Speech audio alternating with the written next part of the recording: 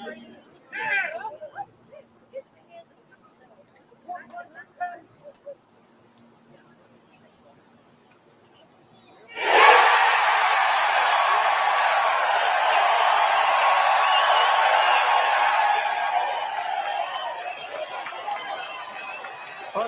epic up and down at Pinehurst for a U.S. Open championship. Bryson DeChambeau now has 2. The second at number 2. Oh, wow. That is not my face. And there is no. Ladies and gentlemen, welcome back to another episode. This is the Sports Cave. Your co-host, Robbie, my co-host, Zach. And I even just dragged him here instead of doing our typical open. I'm all sorts of discombobulated right now, Zachary. I'm sorry. That was on me. Hey, that's all right. That's all right, sir. If you guys just saw a beautiful picture from a beautiful lady, I guess. Wow. Wow, you getting hard as a rock over there? Why don't you show all the fans? No, I'll keep it private for now. I'll keep it private out of her respect. Robbie's got a big, fat, triumphant dick pic sent to him over there. Car Lover, we are doing fantastic. Steve, welcome back. Car Lover, how are you doing, brother? I happen to let you know, Steve chose to leave basketball early to spend time with us today. Wow, Steve. And you know who spent more time with us the last couple weeks? And I don't even know if this account of Steve's is a mod account, Isaiah. So get wrecked, Isaiah. Thank you, Steve. We love you. Mr. Plouffe. Isaiah's off mod. Imagine as we are approaching Game 5, we thank you for your time before your... Plouffe, don't you worry, bud. This will be done before the Celtics game tonight, bud, because we all are going to want to watch it. But if you guys just saw that video there, obviously we're going to get into that golf in a little bit here, folks. We're going to talk about Rory having the biggest choke job since Mia Khalifa's casting couch video. Oh, wow. Geez. And, yeah, clip it. I think it's absolutely insane. But, guys, U.S. Open happened. We have the NBA Finals going on. We have the Stanley Cup going on. Hell, the Euros just started. And that, to me, just still isn't the biggest news that has gone down in the sports world. Oh, what is it? What is it? Whether you like hockey, whether you like basketball, we can all appreciate a GOAT when we see a GOAT, Robbie. And this gentleman here that I'm going to talk about might be the greatest athlete at his respective sport out of all the athletes at their respective sports, Robbie. I'm curious to see who this is that you're talking about. We're not talking about basketball. We're not talking about hockey. We're not talking about football. We are not talking about golf. No, we're not talking about baseball. Robbie, we are talking about Major League Eating. Oh, God. Joey Chestnut, the goat eater, the goat glizzy gobbler, banned from this year's Nathan's Hot Dog Eating Contest, Robbie. Banned for signing a sponsorship deal. Bob's going to like that one. For finding a sponsorship deal with a vegan-based hot dog brand, I guess, or some sort of vegan Beyond Meat company, whatever. And I guess it's a part of Nathan's. You have to have a sponsorship through Nathan's. So they just said, nope, you know what? We're going to get you out of here. And I mean, now if you're one of the guys competing in this contest, Robbie, this is a Mickey Mouse. If you win it this year, this is a Mickey Mouse championship for you. Congratulations. You beat everyone but the best in the world. But I like what Netflix did because they saw this, and Netflix, they go, no Joey Chestnut on the Nathan's Hot Dog Eating Contest. How can we capitalize on this revenue and really bring in as much money as we possibly can? Oh, I know. We'll get retired Asian sensation Kobayashi to go 1v1 against Joey the Goat Chestnut in a hot dog eating contest Labor Day weekend on Netflix, Robbie. Now, I know we have way more important sports to talk about, but we would have been remiss if we didn't bring this up. But let's be honest here, Robbie. I know it's not a sport. I am kind of making jokes about the thing. Fuck you, Bob. I care, Bob. Bob, you'd probably do good in a hot dog eating contest. Hey, that's my Father's Happy Day. Father's Day, by the way, Bob. I care, Bob. Joey Chestnut consumed, I believe, 76 hot dogs in 10 minutes. If you're going to tell me that that's not an incredible feat, then we can't even have a conversation. Okay, Zach. I don't know if you just said it there because I heard an idiot sandwich. I don't know if it came through there or not, but you know what? Let's talk about our conversation that we had on Xbox with Plouffe with I think Steve was there. Zach, I want you I don't care if it's on. I could easily eat 15 hot dogs in 10 minutes. Someone clip that, please. Clip it. Because I don't think you can. I don't think you understand. Listen, sometimes I'm full after just 2 hot dogs. You think you could eat 15 hot dogs? What are you, a virgin? What? I'm not hot dogs. I'm not the glizzy gobbler like you are. Oh, you know what? We're gonna set something up here. Maybe we'll do it. Actually, it's a little bit of time. I'm not putting. That's torturous. I don't know why. Why would you want to force food down your esophagus like that? Are you kidding me? Well, you know what's gonna happen when we get our Thursday episodes back, because I'm not. It's minus 150. I'm not doing. I can't do it on a Monday because I have a feeling that's gonna ruin me for work the next day. Yes, you can. Labor Day. We will. Honestly, dude. Oh, wait. I can't because I always do my fantasy football draft on Labor Day. Can't. Well, unless we're going to have to set something up here. But some breakfast sausage crunch wraps, I probably could. But, Steve, guess what? I have breaking news to announce, Zachary. I have breaking news, okay? This is monumental because you know me. The boys know me. And there's one thing that I love, and that's Taco Bell breakfast. I am now 4 weeks, a month, without Taco Bell breakfast.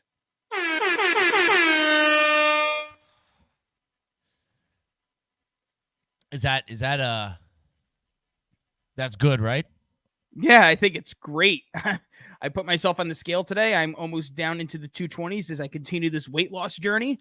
And yeah, I think it's a good thing. But even though I'm on this weight loss journey, it still doesn't stop me from having a brew with my boy Zachary and those who else are involved. A cheers. I'm not drinking, man, unfortunately, today. Shut up, you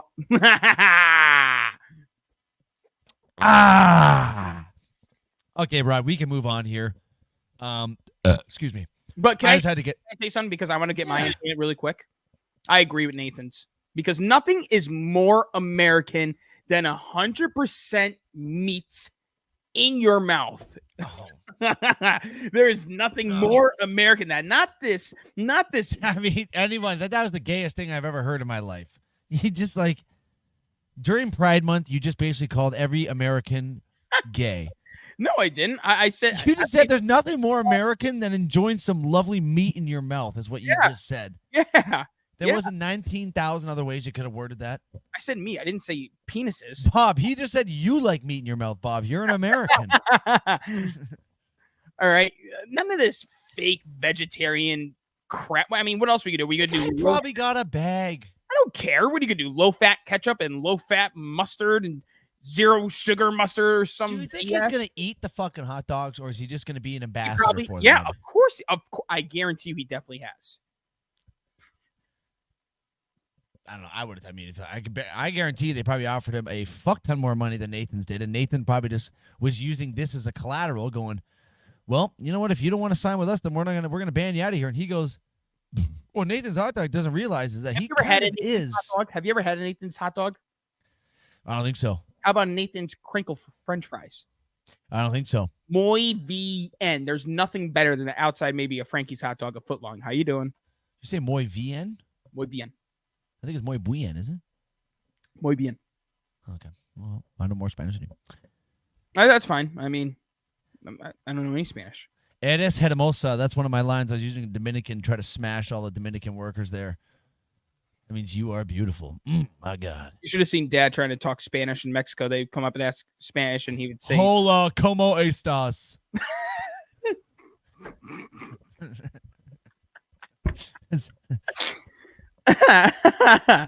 Why are you going? You should allow him to roast you for the remainder of this episode. No. It's Father's Day, man. He's not my father. 1.2 million. What the hell are you talking about? 1.2 million. Sing it to Zach, you crazy bastard, Bob. All right, but you know what? The fact that here, folks, we gotta, Zach's gotta be. We gotta purr here. Okay, so the fact that Bob is here right now, though, I think we should get into this golf. What happened yesterday, Robbie? I think we 1.2 million. Damn, that's a fucking lot of money for fucking hot dogs. Holy Christ! I would never sell my soul to the devil with that vegan food because I've had vegan food. It is it's disgusting. It tastes like absolute fucking dog water. Dude, it tastes like the worst thing I've ever consumed in my entire life. Like I'm just shoving a pride flag right down my throat. You know. I hate seafood. I hate Indian food. Okay. Let's put food. But God, does vegan food take the? Oh my God! it takes it. The worst. The Indians had to catch a stray on that one, huh? I'm just listing the amount of foods I don't really necessarily Can't like. stand butter chicken. That shit's gross. Yeah. But Robbie, while we have Bob here and he's active in these chats as our golf correspondent, Bob, I want to hear your thoughts on what happened yesterday with Mr. Rory McIlroy. I mean, even if you're not a fan of Rory McIlroy, you have got to feel bad for him. And if you don't know what we're talking about here, folks, Rory, as I'm trying to load it up right now. Rory McIlroy had at one point he had a 2-shot lead with, I believe, 4 holes left. Going into the 16th hole, he was 496 for 496 with putts inside 3 feet, and now he's 496 for 497 as he lips out on a Robbie. That's a putt he has to make. That's a putt he makes 100 out of 100 times. You want me to load up 16? Load up 16, but the 18th one, I'm gonna give him a bit of the benefit of the doubt because that one had some insane movement on it. Like, I know that was a shorter putt. I think it was 3.5 feet, but that putt had a lot of break on it. The one on 16 was inexcusable. That's one that has to go in 10 times out of 10. That would have given him that really bit. Yeah, you know what, Robbie? Play the clip here. This is inexcusable. This is 16. I mean, that's just inexcusable. With a miss. You can't. So that right there gives him a bogey to tie it up. He ends up holding that tie going into the last hole, Robbie, where he has a chance to make a par. And I don't think he knew it at this time, but I'm pretty sure he missed that putt before Bryson's tee shot, because Bryson's tee shot was horrible on that 18th hole, and Rory McIlroy puts it to within 3.5 feet for a par putt on the 18th, and he absolutely just lips it out again. This one is a way tougher putt to make. Here's the clip for you folks. You can see both tied -6. This inevitably would have forced a playoff if he was able to make it. I mean, you just got to feel gutted for him, man. And then all the credit in the world to Bryson DeChambeau, because, like I said, terrible tee shot on the 18th, Robbie. He put that ball right in the middle of the bunker. And I think Bryson DeChambeau had one of the greatest golf shots that we have seen in a clutch performance in a major, putting that ball in that position from that fucking sand bunker there, Robbie. No, I agree. And you could see there Rory McIlroy missing the putt, resetting himself, and then making the bogey. And Zach, I mean, what more can I say than there's Rory, the choke artist. This guy just chokes. Him and Ricky Fowler are just the biggest chokers in the game. This was the worst choke I've ever seen him have, though. Like, this was one that he had by far the fucking bag, man. Like, this was one he had wrapped up underneath the Christmas tree. He had the better round than Bryson through 16 holes. I'd argue that DeChambeau should have lost, because if you watch the first 9, I watched most of the front 9, DeChambeau was off, and a lot of it had to do with him having to use a new driver because the face of the one he was using got messed up on the range, so he had to adjust and use a new driver. Regardless, I mean, you got to capitalize off of the opportunities, and up until 16 and 18, Rory blew it. He blew it, bro. Oh my God, did he ever? And then, you know what? This is where obviously I can understand that your emotions are going to get the best of you. I don't care who you are. I don't care how bad of a collapse you have. You got to stay there and congratulate the guy that just beat you. In my opinion, sportsmanship is such a big thing, and I understand, obviously, I mean, if I had a collapse like that, I'd be fucking furious. But to grab your clubs and whip them into the Pinehurst rental car that the PGA gives you, and then to storm off. From what I heard, Robbie, there was less than 6 minutes of time elapsed after Bryson made that putt before Rory was exiting the park, before he was gone from the parking lot. It took less than 6 minutes. So he turned down media. It came out today that he is withdrawn from the Travelers Championship next weekend. He's going to save his next tournament for the Scottish Open, I think it's called. The Genesis Scottish Open, I believe is what it is.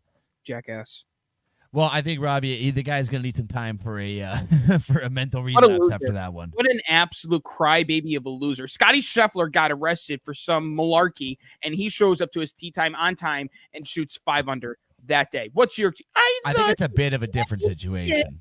Oh, Where I'm still getting millions of dollars to come in second place. I think you are so wrong about this. It's insane. No. This is something these guys work for their entire fucking life for, and it just got ripped from him in 20 minutes. Well, you had 11 years to not choke the lead neither. You've had 11 years, so you should be used to choking away the lead. Here's the DeChambeau's bunker shot, by the way, Zachary, in case you want to see that. I would like to see this because this fucking shot is Rory McIlroy, please. I would love to destroy that man. Here's the DeChambeau's bunker shot. 55 yards out. Good contact. I mean, that's the greatest shot of his golf career by far. By far. Yeah.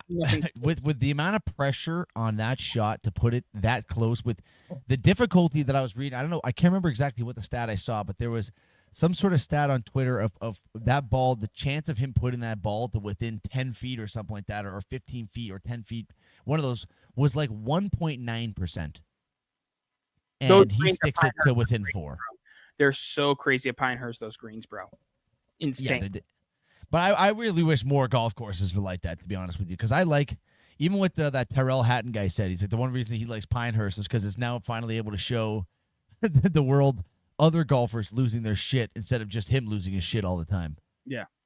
No, I mean, Bryson DeChambeau has really turned his career around. I was a huge Bryson DeChambeau fan. I kind of faded off with this fandom once he went to the LIV Tour, and it's not because he went to the LIV Tour. It's just because I don't see him golfing as much because he left the PGA Tour. And I mean, this guy gets it. He engages with the crowd. There were multiple times where on the way to the next hole, he would stop to high five a kid or sign an autograph or give a ball away. I mean, let's go back to the PGA Championship where he intentionally threw a ball to a child. A man came in and swooped in, and he ran to the ropes and screamed at the man to give the ball back to the child. I mean, this guy is playing terrific golf, and he's finally understood what it's like to be a pro instead of being so ignorant and uptight. He's now let loose, engage with the audience. I think the YouTube channel has a lot to do with it, because he can, kind of feel what the fans want to see from him. He was awesome. Rory McIlroy. I get it. You're on the PGA board. I get it. It's hard to lose, to be the guy to lose to the LIV golfer when you had the chance to win it all heading into 16 up a stroke. But like Zach said, you were right there. You were right by the scorecard. I wouldn't have even been mad if he just waited there, shook DeChambeau's hand there, and then took off. But no, you took off, and then you write some sappy, crying little note here on Twitter, which I'm going to load up in a second. I don't feel any sympathy for this guy, Zach. I really don't. I mean, this guy, let's go back to the Netflix documentary. Well, you have no heart then, Robbie. You have no heart, because I feel sympathy for any man that went through what that man went through yesterday. Let's go back to the Netflix documentary. What was it? Last year they did the Ryder Cup, and he thought the caddy did something intentional, which the caddy said no, it definitely wasn't. And he apologized on the course, and then you try to act all big and bad on your way leaving the golf course. Here we go. I have the Rory McIlroy thing right here, Zachary. Excuse me. See, it says, yesterday was a tough day, probably toughest I've had in my nearly 17 years as a professional golfer. Firstly, I'd like to congratulate Bryson. BS.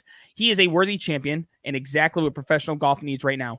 BS. You're just trying to do the whole good media type thing right now because you had 24 hours to think about it, because we know what you really think about DeChambeau since he went to the LIV Tour. I think we can all agree on that. As I reflect on my week, I rule a few things over the course of the tournament, mostly the 2 missed putts on 16-18 on the final day. But as always, I'll look at the positives of the week that far outweigh the negatives. As I said to the start of the tournament, I feel closer to winning my next major championship than I ever have. The one word that I would describe my career is as resilient. I've shown my resilience over and over again in the last 17 years, and I will again. I'm going to take a few weeks away from the game to process everything and build myself up back for my defense of the Genesis Scottish Open and the Open at Royal Troon. See you in Scotland.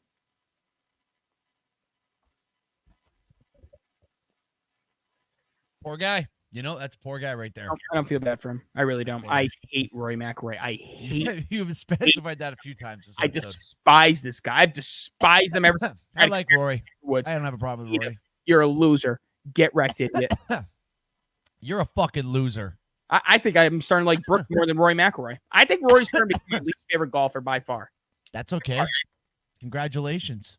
Biggest cry. I'm going to look at the positives, not the negatives. But the negatives. That's what they all say, you stupid fuck. It's literally what they all say. If you're going to the other golf. Oh my God, you're so retarded.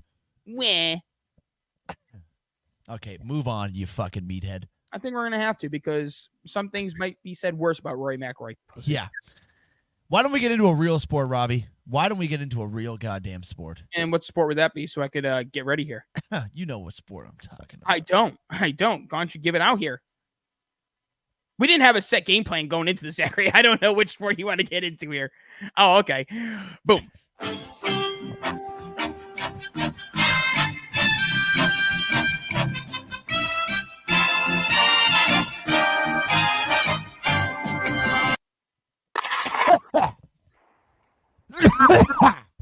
Jesus. Yes, right. You hit it. Take a hit of your pen. Ladies and gentlemen, just ripped the Benjamin Franklin, so sorry about that, folks. Guys, it's NHL hockey time, and unfortunately, the end is near. So not the most amount of hockey news to start off with or to go through here, but Robbie, let's jump right on into it here. Florida Panthers 3-0 lead in the Stanley Cup playoffs. Game 4 Saturday night in Edmonton. Edmonton needs a win here, Robbie. And boy, did they come out and get the victory. 8-1 game. They just dismantled this Florida Panthers team. Bobrovsky, who has looked like an angelic brick wall all playoffs, finally was brought back to reality a little bit in this game. Who was pulled after allowing 5 goals on 17 shots here, Robbie, midway through the second.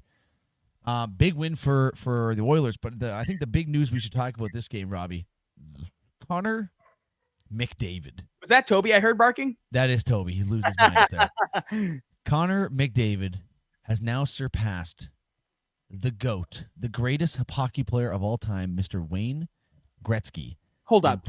Stop. You always say that Sidney Crosby's the GOAT. He's my GOAT, Sidney Crosby, but statistically the greatest player of all time is Wayne Gretzky, but my GOAT's Sidney Crosby. So you're going to go Sidney Crosby or Wayne Gretzky? I mean, I never saw Wayne Gretzky play, so my GOAT that I've watched play hockey was Crosby. But if you had to just like... That's the answer, okay? Now let me get my stat off here, okay? Connor McDavid has now surpassed Mr. Wayne Gretzky for the most playoff assists in a single playoff run, getting his 32nd assist last night. And now I believe he sits 9 points away from Wayne Gretzky's all-time playoff record in a single playoff run too. Wayne Gretzky finished with 47 points in that playoff run. Connor McDavid's at 38 right now, Robbie, and obviously it's a long shot because they need to win 3 more games for this series or the 2 more games for this series even to get the 7 games. But if they can somehow make this go to 7, which would be a big part, Connor McDavid would have a huge part in that. I think we very well possibly could be looking at a new record here for playoff points. However, I'm pretty certain that the game is done tomorrow, Robbie. And can I tell you why? Yes. The series done? I think Edmonton might have fucked up by beating Florida this bad. Yes. 8-1. I think when it was 4-1, 5-1, obviously this could be really stupid to say because it's a Stanley Cup final game and you want to make sure Florida has the most comeback wins so far in this playoff, but I think you take your foot off the gas a little bit and you stay away from that physicality. I understand Florida's going to be in your face saying, fuck you, but Edmonton in that position, it would have been smart just to try to avoid all that bullshit. Getting Bobrovsky pulled, lighting up, everything they did just absolutely lit the biggest gasoline fire underneath this Florida Panthers ass. And if you think Bobrovsky is not going to come back and have one of the fucking best games you've ever seen him play after getting embarrassed like that, I don't know, man. And I look at Edmonton a lot as the Florida Panthers of last year, Robbie. A team that's had a fantastic playoff run, but they have guys that are just super banged up. You got Noah Vander Kane right now. You have Darnell Nurse who's dealing with a hernia. You have McDavid who's banged up. I mean, this team is just dealing with a lot of injuries. Whereas you look at Florida, man, they seem very relatively healthy. Like I'm not seeing anybody slowing down production. So I just think tomorrow in Florida, it's going to be an extremely, extremely tough game for those Oilers to win. I haven't got a chance really to watch most of these Stanley Cup games, Zachary, if I'm being completely honest with you. But like you said, I mean, Bobrovsky's been an absolute stud, a brick wall inside of that net. And obviously it's his worst game of the playoffs and only took all the way till game 4 of the Stanley Cup. So like you said, I mean, this guy's going to come back with a vengeance. And as the momentum is in Edmonton's favor after a dominating 8-1 victory, I think we both know with Matthew Tkachuk and Bobrovsky, leading the helm, essentially, it's going to be hard to try to take down those guys who are just going to, well, not Bobrovsky necessarily, but Tkachuk amongst others, kick your ass all over the ice. Well, and this is where I kind of feel bad for a guy like Alexander Barkov, Sasha Barkov, they call him, the captain of the Florida Panthers. Zachary, what do you think about this news here? Hold on. Okay. Yeah, I did see that, but you know what? I mean, I feel like those ECHL teams, they just circulate. Like it's like every couple years that they're an affiliate of a new team. That'll happen. Plus ECHL, if we're gonna be honest, guys, who gives a shit? It's kind of bush league. Yeah. But fuck, I forgot what I was gonna say. Sorry. What were we just talking about before that? Bobrovsky. Oh yes, I feel bad for Barkov because I think on in any other circumstance, if the Florida Panthers were to win a Stanley Cup, and Barkov was on any other team with that team winning the cup, Barkov would be the Conn Smythe MVP of the playoffs. No ifs, ands, or buts about it. But Bobrovsky has just played so fucking good. I think if Florida wins, you really can't give it to anyone else besides him. I think you're right, Zach. I think you're right because that's the name that stands out between every other player left on that ice, including Tkachuk and Tarasenko, amongst others. I think you're absolutely right. Well, we will have to see what goes down tomorrow night, folks. Tuesday night. Wait. Were you talking about Barkov winning or Bobrovsky? Barkov winning. Oh, I don't know. I'm a big fan of Bobrovsky. No, that's what I'm saying. Bobrovsky is going to win, but I'm saying I feel bad for Barkov because if this was any other situation where Barkov was leading any other team to a Stanley Cup final the way he's been doing it, he's probably a shoo-in to win the Conn Smythe anywhere else. But the fact that Bobrovsky has just played so good, you just have to give it to him. Well, Zachary, I have breaking news for you live right here now in the Sports Cave. Oh, fuck. The status of Kristaps Porzingis is available. Kristaps Porzingis is active for Game 5 in Boston. So, you know what? I heard them talking about this on part of my... We're going to get into this real quick, and then we'll get back to a little bit of hockey news before we jump back into this. Do you think that they're keeping him on this bench so that if it's like... Oh, you still there? Oh, you're good. Say if it's like a blowout game. Yeah. Do you think they're keeping him on the bench just to throw him out there for the last minute just to say, hey, I was on the court? Because obviously the guy's not in any condition to be playing. We saw what happened with Kevin Durant when he came back to the finals a little bit too early. I mean, I think it would be pretty asinine. I think he's going to be okay to play. I really do. I mean, you got to remember, this guy isn't like... There's a huge difference between his game and Kevin Durant's game because Kristaps doesn't have the handles like Kevin Durant to create his separation. I mean, he has the advantage of being 7'3", 7'4", just shooting over people. I think if he does end up sustaining like a season-ending injury next year or something in this game because he plays, I think whoever allowed him to play should never be a medical assistant for any sort of NBA team in the future. Yeah, I agree with that completely. I mean, Kevin Durant was in desperate times, desperate measures because your Raptors had a grasp of the NBA title over the Golden State Warriors. I mean, the Celtics, they're winning tonight too. Exactly. That's where I'm kind of confused by this. It's. I think that's another thing. Well, you know what? We'll get into this in a second, Rob. But let me get through this because I have a lot to say about this basketball. But Oilers, Panthers tomorrow night, Game 5. Stanley Cup will be in the building. Florida takes it. Robbie, into Maple Leafs news. Ex-head coach Guy Boucher, who was our assistant coach of last year, has mutually parted ways with the team. I don't really have much to say about it. He was only with the team for 1 year. I was kind of excited about him joining our bench last year because he does have that head coaching pedigree, but clearly it didn't work out. So Guy Boucher, you French fuck, see you later, bud. Robbie, if you could do me the honors too, my friend, and pull up the notes, because I would like to show our lovely listeners here how plain Jane these new Utah uniforms are for next year, Robbie. Yes, that's right. Utah has rebranded and has come out with their new uniforms.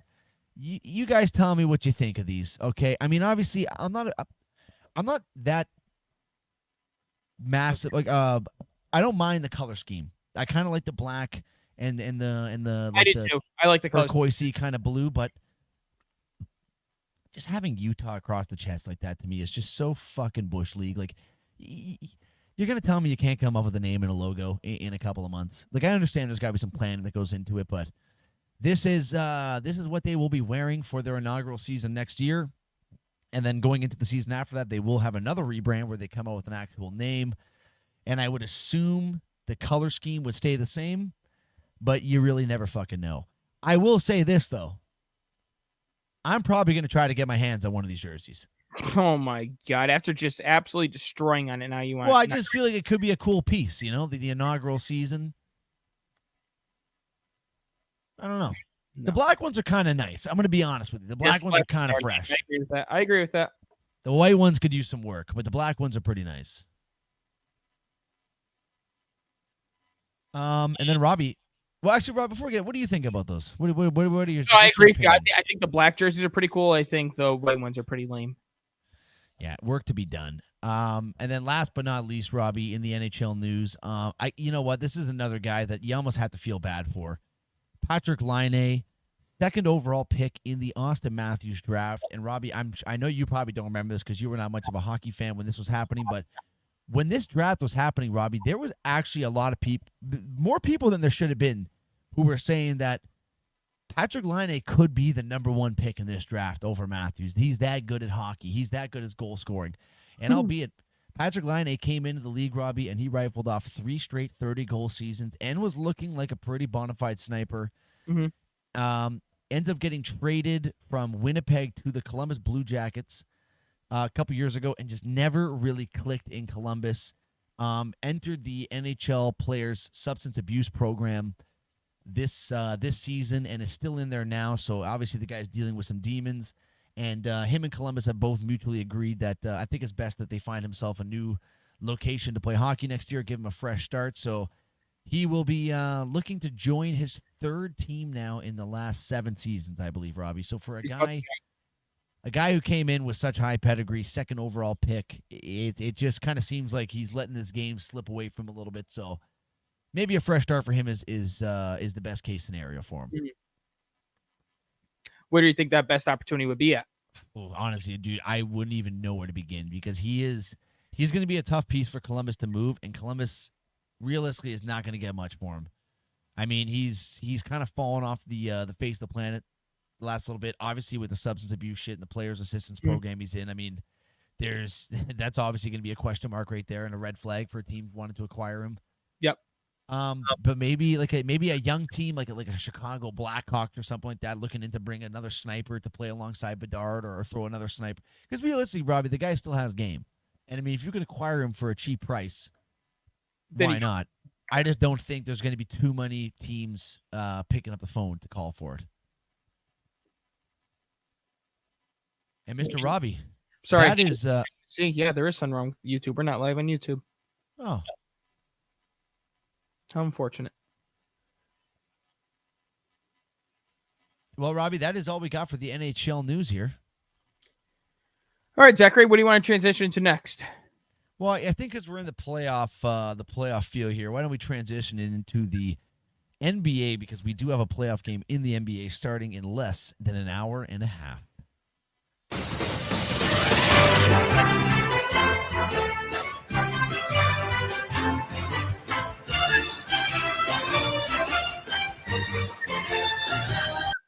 Bad pass, puts up the 3. Bang! Into Davis. 3-ball, baby. 3-ball. As that, Zachary, that could be one of the very last times you ever hear that theme song ever again.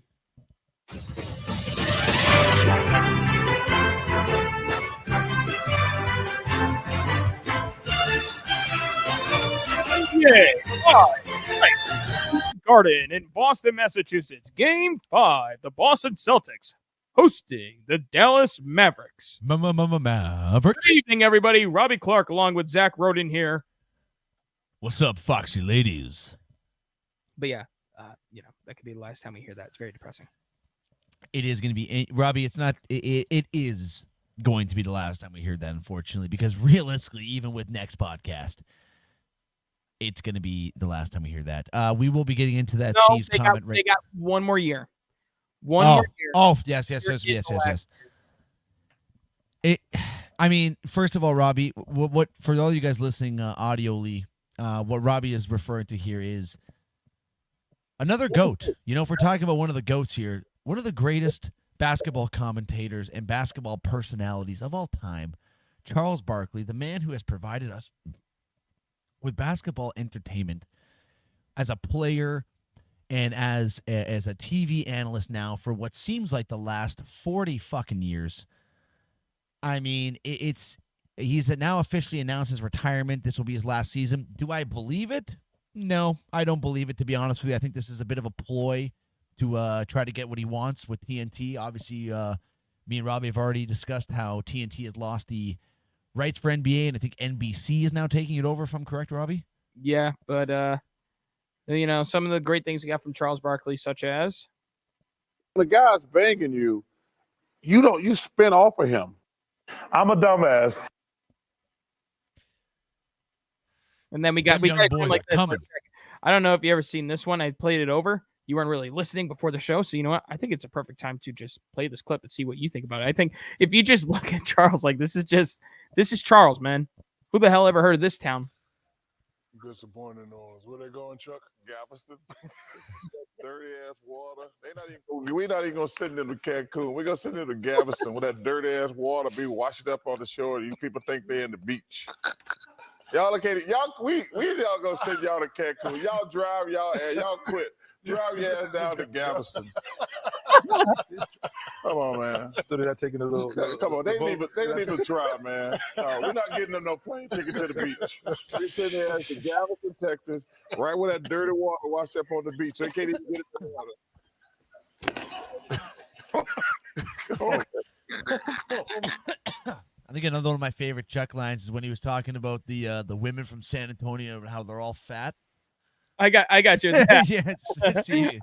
That. Pull that one up. Oh, I got you. I mean, it's just like multiple times. Let's see if I can find it. There's got to be a completion. But Zachary, as I'm trying to load up all that, I mean, the NBA and TNT, you can't replicate what they had. I mean, you talked about yourself, the difference between NBC and TNT as pertains to hockey and how much better this crew is for hockey with the on-air talent that they have. I mean, NBC, I don't know how they're going to find a way to be that much better than TNT. They're not going to be anywhere near better. I mean, they can, NBC, they're a bunch of fucking liberal cucks that work at NBC. The shit that they're going to be allowed, the stuff that, we're just talking about TNT, you brought up hockey, the stuff that Paul Bissonnette says on live television working for TNT would have gotten him fired in day one working for NBC. Oh, yeah. He made reference one time to a bukkake talking about hockey on live TV. Really? Yeah, he didn't even get in trouble for it. He might have got a slap on the wrist. Because TNT is what people want to see. Yes. San Antonio. Trying to find the right video here. No problem. Well, you know what? While you're trying to find that, Robbie, I have a few things I'd like to say about Mr. Charles Barkley. Okay, you go ahead and do that, sir. Thank you, Charles. If this is your last season, thank you very much for turning this white Canadian boy who was never a fan of basketball into someone who is kind of waiting there, ready and anticipating to enjoy watching you on TV. And if this is the last season, Robbie, I'm sure that we can all agree you will be very truly missed. Indeed. Very, truly missed. This is just one of the few clips of Mr. Charles Barkley. I can smell them churros coming through the set. What kind of high def TV you got? Oh, 4K, Ernie. So y'all don't smell with that. I smell smell-o-vision. I'm telling you, I smell churros coming through the set. I miss San Antonio, one of my favorite cities. Why you like San Antonio? Oh man, I look skinny down there. Compared to who? Oh, them big old women down there. Oh, why? Well, big old women where? Oh, bloomers. Oh, bloomers. That's what they invented. That's what they. At that rate there. No. I got to go back because I didn't know this is coming up. This is also golden here, bro. This is golden. Hold on. Bloomers. Oh, bloomers. That's what they invented. That's what they invented Victoria's Secret. Why? How's that? So then women can't get in them the skinny draws. They have to wear. They have to wear. It's a secret. They wear bloomers down there. I knew my first mistake was saying we had 13 minutes until the tip. Well, we got to have some fun. And you know what? Just Shaq's reactions to her fucking fantastic. Did you ever see his story with the bracelet? I probably have, but you can throw it up there if you'd like. I'm going to because this is gold, and then we're gonna have to really cut time. But it is just awesome. I gotta see if it's there tomorrow. Come on, it's all over TikTok. I guess I could just kind of explain the story. I guess Zachary. So this guy, I guess, was what? I'm gonna look the video on YouTube. I'm not explaining the story. You got to hear from the man's mouth himself because it's just pure comedy. Let's talk some NBA Finals as I'm looking up the Charles Barkley. Okay. I'll get into this one, Robbie. Just very similar what happened in the NHL Stanley Cup Finals. Panthers up 3-0. Celtics up 3-0 in this one. Mavs with their backs against the wall, and they deliver a absolute beatdown, crush job to the Boston Celtics in Game 4. Mm-hmm. An embarrassing beatdown, which I think will hold the same ramifications that I think is going to happen with the Edmonton Oilers, Robbie. I think it was too big of a beatdown. It was too much of an embarrassment where a fire has been lit. A fire has been lit, and I don't think there is a force on earth that is going to stop this Boston Celtics tonight. Kristaps Porzingis is in, as you say. We'll see if he actually does play. But, I mean, first of all, give credit where credit's due because the Mavericks played a pretty perfect game there in Game 4, Robbie. Dominated. Just absolutely dominated. Luka's been fantastic. We know he's been dealing with some injuries. Disagree. Well, I mean, he's been keeping him a little bit afloat here. I think Kyrie's the one that really needs to step it up here. And I think this is the game when he needs to do it. The reason why the Celtics are so successful is because of the lack of defense that I praised Luka Doncic in the Western His defense has taken a step back. But also, the Celtics have taken advantage and they won these close games because of Luka's lack of defense and too much complaining and crying to the referees, which is normally Jason Tatum. But in this series, it's been Luka Doncic. Shut up. Get back and play. And it's been reported that teammates and coaches have pleaded with him to get back and play defense and stop arguing with the refs. And I agree. Shut your mouth and play the game. Well, maybe we'll see a lot more of that tonight. I also, from what I've been reading, on defense, do you remember against the Clippers where there was that stat where it was Kawhi, Harden, and Paul George when guarded by Luka were 3 of 21 combined? That's the Luka that the Mavs need to be successful. Well, like I said, like I was trying to say, from what I'm reading on Twitter, apparently Luka is dealing with quite the injury right now. Oh, well. So maybe that's what the step back is. But we'll have to see. He's going to have to step up his defensive performance. I will agree with you. So far in the finals, he has not looked like the same Luka defensive player that we've seen. He's looked more like what we kind of expected Luka to look defensively. Yes. Robbie, I have to ask you this, though, before you load this video up. Which I got ready and roll once you're ready. If this finals ends tonight, who is your finals MVP? Jaylen Brown. No hesitation. I think it's an easy answer. It is not Jaylen Brown unless Tatum goes banana. I mean, it's going to take even more than bananas because Jaylen Brown was just incredible all the way into the NBA Finals and continued to do that throughout. Tatum was not shooting the ball efficiently, although he did make it up with playmaking and defense. At the end of the day, it's about the basket. It's about the ball going into the basket. And Brown has also played tremendous defense, rebound the ball exceptionally. There's no doubt in my mind that this award belongs to Jaylen Brown. And then when we go into the offseason, we'll all debate all the way till next year who's the better player, Jaylen Brown or Jason Tatum. But I'll tell you what, Zach, this trajectory that this Celtics team is on, we could be talking about one of the greatest duos to play in NBA history. Yeah. If not the. Well, they have a lot more to prove until we start putting them in that area, but I think you are correct. These guys can stay together and just keep putting teams like this on the court every single season. We are going to be seeing some greatness here, Robbie. I mean, we talk about Kyrie and Luka, how like a lot of people are talking like, is this the greatest offensive duo we've ever seen in NBA history? Blah, blah, blah. But it's like, when it comes to Brown and Tatum, we try to separate them. I do think Jaylen Brown is the better player than Tatum, but I mean, they both tango pretty well together, Zach. You know, they are like a nice piece of fried chicken paired with some coleslaw. You know, it's a nice. What is that face for? It's a nice mixture. It's like a burger with a nice piece of cheese on top. You know. I don't know what you're making that face for there. Any other analogy than fried chicken? I don't know why that's the first thing. I wonder why that was the first thing that popped in my head. Oh my God. Anywho, that's Robbie's racist mind there. He's making a joke, folks, because I said fried chicken. We're talking about two African American men. He thinks that because Jason Tatum goes bananas, and you made a cut. We're gonna get it. You know what? Play the video before something bad happens here. We're gonna get us canceled. Whoa! Here's the Charles Barkley video. It's worth the 3 minutes, in my opinion. 3 minutes. Oh yeah. Like, who made your bracelet? That looks like a great. You know, I got this bracelet from a guy in the steam room back in Arizona. You got it. Hey, Kenny, quit asking questions. you man. got the bracelet from a dude guy in the steam room. Explain, please. Please So explain. I saw this guy wear this in the steam room, and I noticed some dark in the light. So what did you ask him Are you for? kidding me? And I did. We were talking. I said, "That's a nice bracelet." And I said, "I had never seen it before." And I asked him. I didn't ask him for it. So we get out of the steam room. We get dressed. He comes over. He said, "Man, you can have the bracelet." I said, Wait, I had a question. What, towels on or off? In the "Towels were on." Okay, that's all I'm saying. Man. Towels were on. Okay, man. Hey. Y'all get out. Yo, he got me up. He's like asking about the bracelet. Wait, So I didn't know the story. yeah. Oh, my God.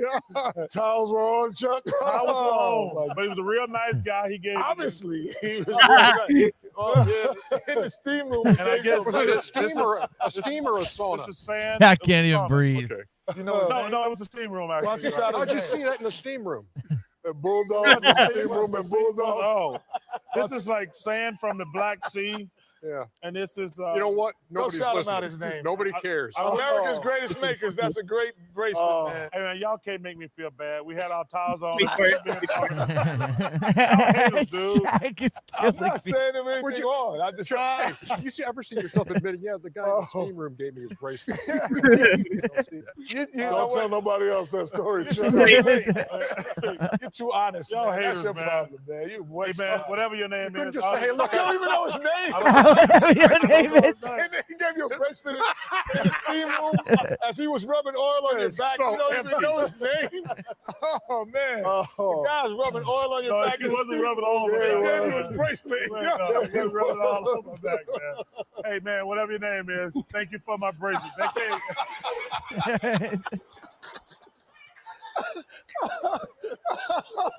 Oh, God. This is a dog. Get out of here, man. There you go. Go to a commercial. He lost a cup of water out Go of to it. Oh my God. Shaq's dying. You got me crying, man. Hey, man. No. Come on, man. So, Oh no! can I get your bracelet, please? Oh, can I have your bracelet? Oh, nice. Can I get your big bracelet, guy. please? Okay, real quick before we move on from Charles Barkley, I have one more hilarious Charles Barkley video that I would like to say too. Okay. The one of him and Draymond Green, and Draymond Green looks at him and goes, "Oh, that's a nice shoot there, Chuck. How much that thing cost?" He goes, "About 1,000." Draymond goes, "Yeah, it looked like it." And they started laughing, and Chuck goes, "You know what's funny about that? You know, I was asking about you the other day." Draymond's like, "Who's?" Like, "Absolutely no one." Like, just absolutely perfect, right off the top of his head. Just a genius. Kind of like when you said yesterday that I sound like And I said, you look like. Yeah, that was pretty good. I wouldn't say genius. But Robbie, we have a couple more things to talk about in the basketball world here. Are you ready to move on? I'm ready. Freddie. Well, Robbie, rumors have been circulating around this Los Angeles Lakers coaching job position. Yep. The name J.J. Redick has been thrown out there quite often. Yep. And I believe now after Dan Hurley finally announced his return to UConn, whoop whoop. Yep. The door is now swung wide over J.J. Redick, and reports are now out that interviews have begun with Mr. J.J. Redick. So I ask you this, Robbie. What do you think about this? I'm assuming J.J. is probably going to be the coach at this point because it just seems like the only name that's out there. I've been wrong before. I've been wrong many times. That's been like said on a consistent basis, I'll say. Yeah. So I think oh my God.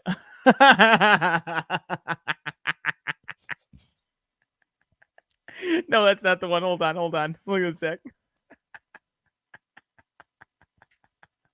Quick Dick. Oh, man. That's Grady Dick for you. Yeah, that was Grady Dick or Emmanuel quickly that did that. Yeah, that's hilarious. That was Grady Dick who did that. Well, Zach, I seen Sun with Stephen A saying today, quote, numerous coaches, black coaches, called me expressing how they took issue with that podcast taking place in terms of LeBron James and J.J. Redick. And Brian Windhorst on record was saying that felt like it was basically the interview with J.J. Redick doing that podcast. Now, I think the smart thing to do, seriously, if this is supposed to be like a continuous podcast, the Lakers aren't going to be successful with J.J. Redick. The Lakers aren't going to be successful anytime soon. They're going to be a marketing team because they have LeBron James and Anthony Davis, but they have no other assets. Nothing. This team is in cap hell. There's nothing that they could do to contend for a championship anymore as long as LeBron James and Anthony Davis, well, not Anthony, I'll say as long as LeBron James is on this roster because he's going to be 41 next season. He's not the young LeBron James that he once was. He's up there in age. You're not going to get him playing both ends of the court. LeBron will focus on his offense, and defensively, they will be a liability. And miraculously, this year, Anthony Davis stayed healthy. That is a rarity when you look at this guy's overall spectrum of his career. Now, let's talk about the coaching. Let's be honest, dude. LeBron James has never liked to be coached. The one organization where he was challenged from the front office and the coaching staff, he went there to gain experience to learn how to win under Dwayne Wade, Pat Riley, and Eric Spoelstra. And he took that into Cleveland. Kudos. But the track record speaks for itself in terms of his record. And I'll tell you what. I'll take away his first finals appearance with Cleveland because his next best player was either Zydrunas Ilgauskas or Mo Williams. Okay, I'll give him the benefit of the doubt. But you've lost 2 with the Heat, and I think he lost 2 or 3 with the Cavs. His second time there. I think lost 2, won 1. So, dude, I just don't view the Lakers' job as, I mean, seriously, that head coaching job took a major hit when Dan Hurley said, I'm going to stay in Hartford/Storrs, Connecticut, and turn down Los Angeles. That job took a drastic hit, and they are hoping that J.J. Redick, who I think is a great media personality, I think he's great for the NBA Finals, ESPN, and his podcast, and First Take going up against Stephen A. I would hate to see that all go away because you view this as an opportunity to coach LeBron. This isn't LeBron James in his prime anymore, folks. I don't care if this guy is averaging 27, 8, and 7, okay? This is a game now where possessions have increased significantly since LeBron first came into the league. I'm not saying that he's stat padding. I'm just saying it's a lot easier to get points now than it was when LeBron first got into the league. This guy isn't going to take it to the championship anymore. Yeah, you're probably right. I think he's reached that expiration date. Yeah, and I'm not really sure if Reddick's the right guy for the job, but I mean, like you said, I don't think there is a right guy for the job. So Darvin Ham was never the right guy for the job, and it showed. It showed. This guy was a buffoon. He arguably ruined his reputation as a coach, dude. Seriously. Yeah, that was not a very good. I remember, Zach, when Jason Kidd was the head coach for the Nets, and I remember when you're the head coach, Zach, the clipboard's in your hands at all times. Jason Kidd was handing the clipboard off to one of the assistant coaches to draw plays for the impact. I'm like, why do we have an assistant coach do this instead of the head coach? Darvin Ham tried, but A, no one paid attention. B, we don't know what the hell he was drawing. Yeah, he couldn't figure out what he wanted to draw on the board.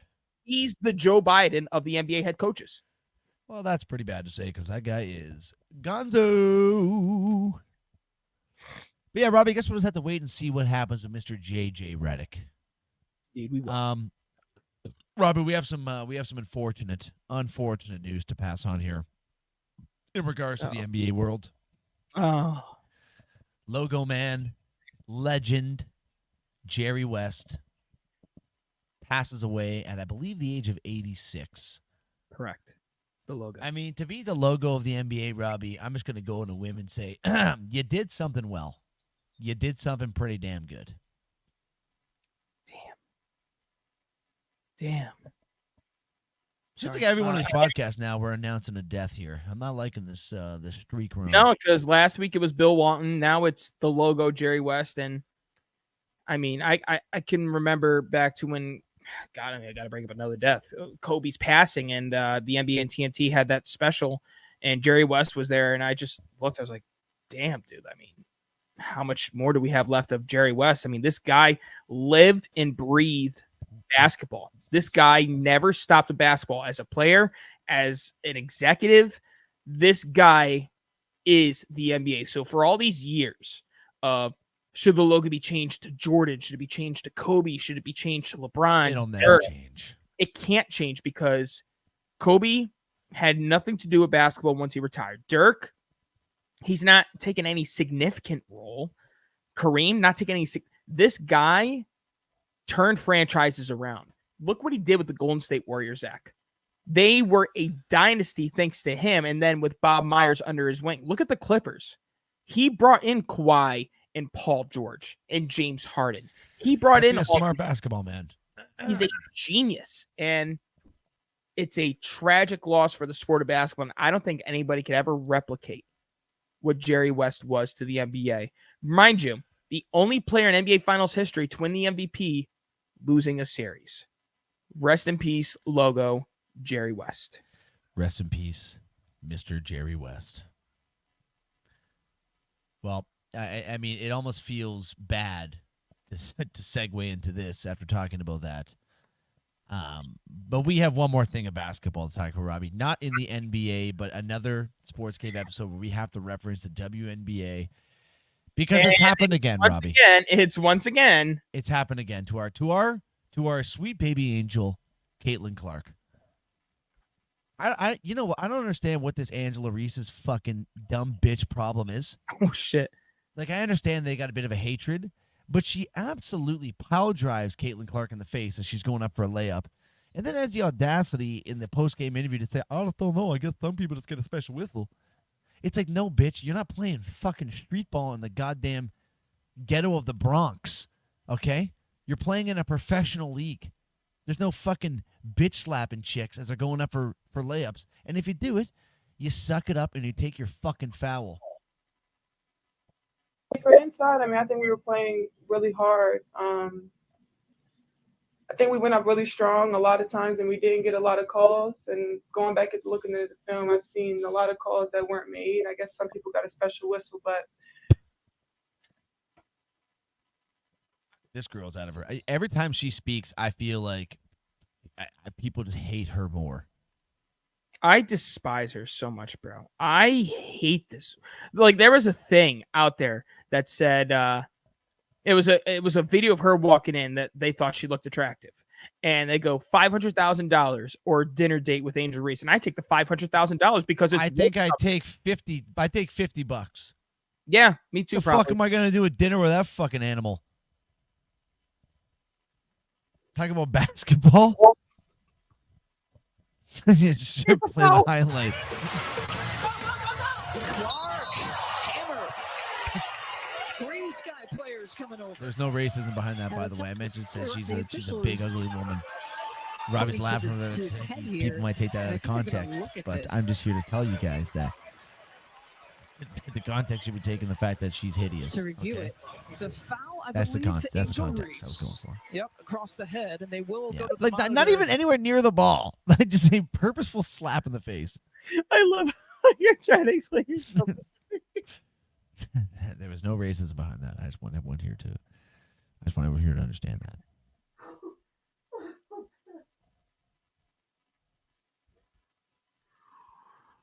Oh, Jesus. Yes.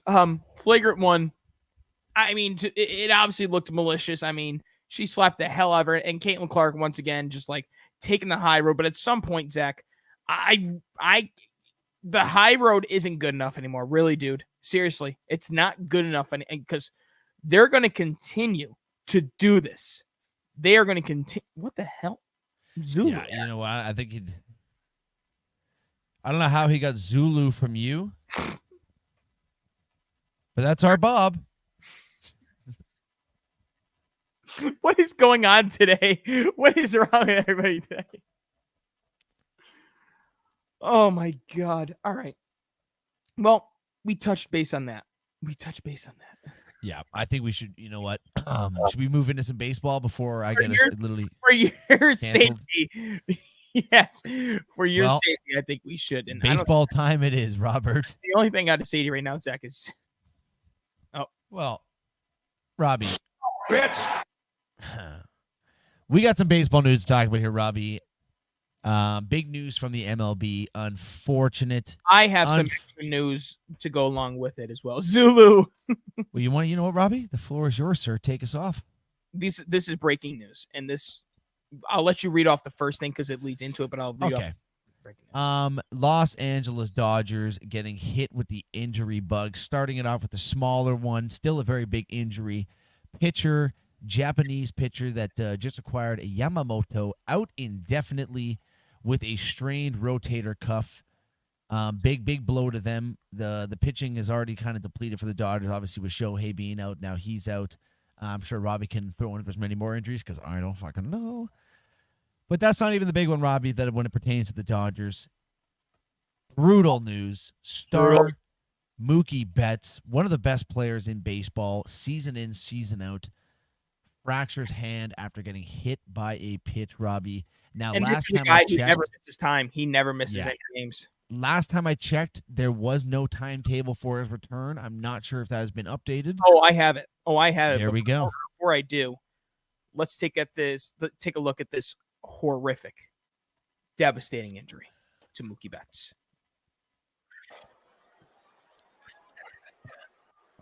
Oh, no.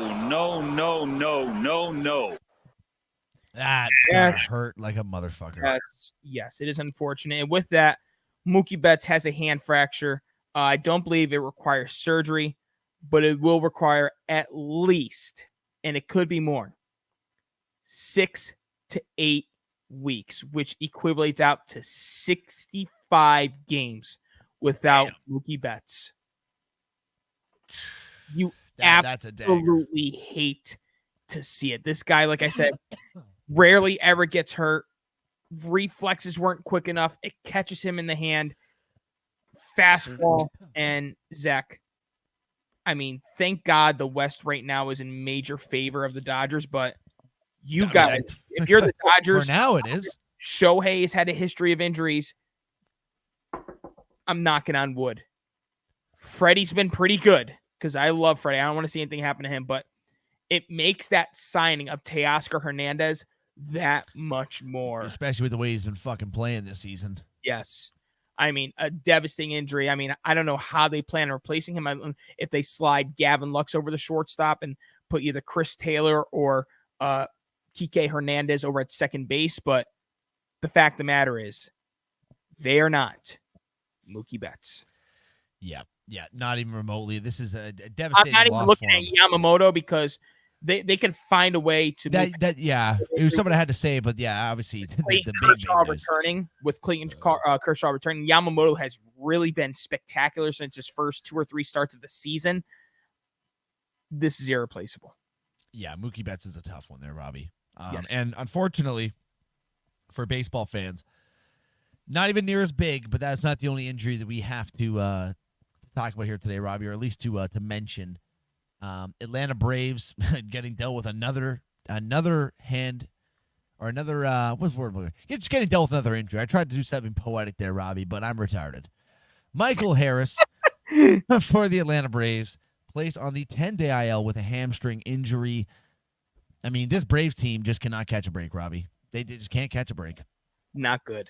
Not good, because they need Austin Riley, Matt Olson to really turn it up. Oh, my God, yeah.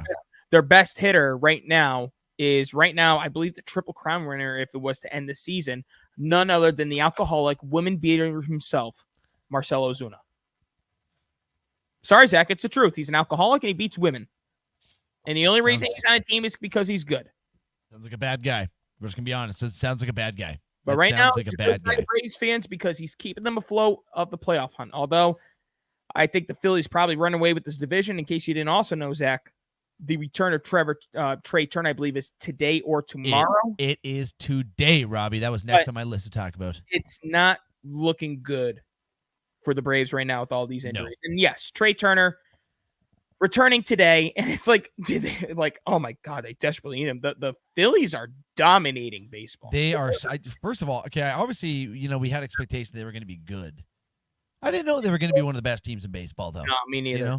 Me neither. I mean, everything's clicking for them right now. This is a team that I could easily see back in a World Series, championship here, competing for it. Competing, I don't know if they bag it up. No, that's what I'm saying, but I can see them being back in that position for another chance to win. Bagging it up, back in. No, back in.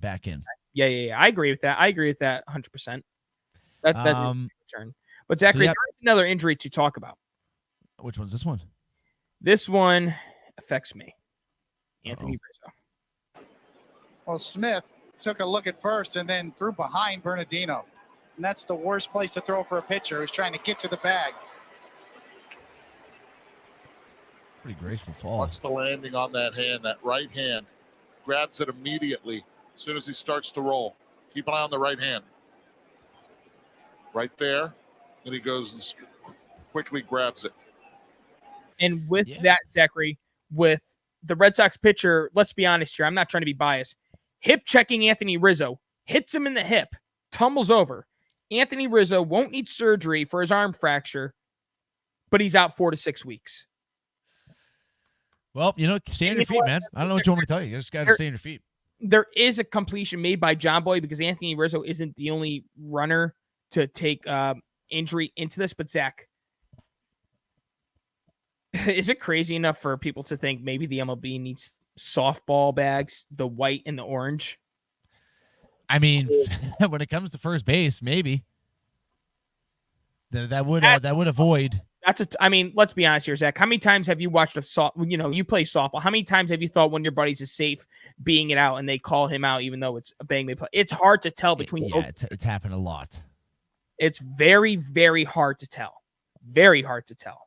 And I get we want to keep players safe, but at the end of the day, the MLB introduced this new interference call where I believe they're supposed to get an extra base off of this. The Yankees should have gotten an extra base off of this with that interference. That was interference all the way. Look where his foot was, Zach. Yeah. Look at where. Let me just go back to where his foot was. Let me load up this video here. Okay. Well, Smith took a look at. Look at that. Look at that. I mean, that's practically in the middle of the bag, dude. What else is Anthony Rizzo supposed to do? Try to jam his toe into that base there and also get you run right through him, baby. Through behind. Look at this. He's trying to squeeze in, and look at this pitcher. That's a clean body check, dude. And that's the worst place. That's a clean body check right there. Shoulder right to the chest. And this is what really ticks me off, dude. Not a single fist or Yankee player ran out of the dugout and addressed that pitcher. The rivalry of the Yankees and the Red Sox is dead. And it sickens me.